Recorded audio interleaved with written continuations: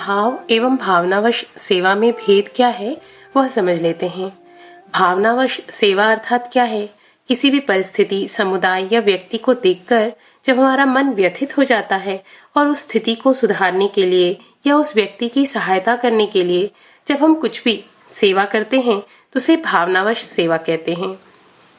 इस प्रकार की सेवा करने वाले को हमेशा यह भान होता है कि उसने कुछ अच्छा किया है और उस कृति का वह कर्ता होता है।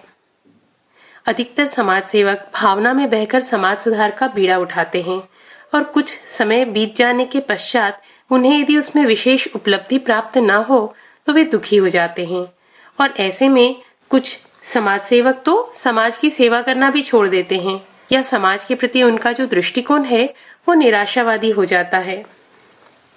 ऐसे ही कुछ समाज सेवकों ने आत्महत्या भी की है और इतिहास इसका साक्षी है। इस संदर्भ में स्वामी विवेकानंद का एक दृष्टिकोण बहुत ही प्रेरणास्पद है।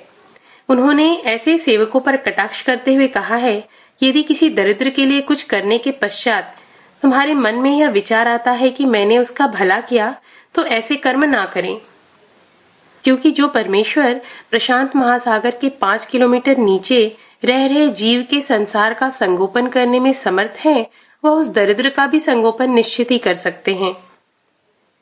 जिस जीव में भाव होता है वह सोचता है कि प्रत्येक जीव मात्र में ईश्वरीय तत्व विद्यमान है, अतः उसकी सेवा करना मेरा सौभाग्य है और वह ईश्वर की विशेष कृपा से ही प्राप्त हुआ है।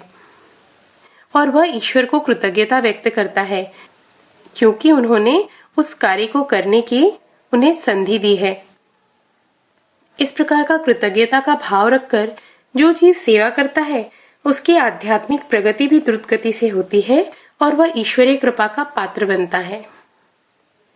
ध्यान रहे कि भावनावश सेवा करने से हमें पुण्य मिलता है, परंतु जब हम भाववश अर्थात भाव के आधार पर सेवा करते हैं, सभी में ईश्वरीय तत्व उसको देखकर सेवा करते हैं, तो उससे क्या होता है, तो हम पाप और पुण्य के परे जाते हैं और हमारी आध्यात्मिक प्रगति होती है।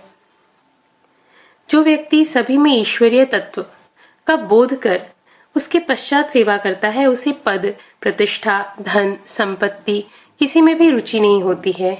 और ऐसे जो साधक हैं वो धीरे धीरे इसी सेवा के कारण संत पद पर विराजमान हो जाते हैं। और अनेक संतों ने समाज सेवा करने का जो हमें तत्व सिखाया है वह इसी भाव से सिखाया है।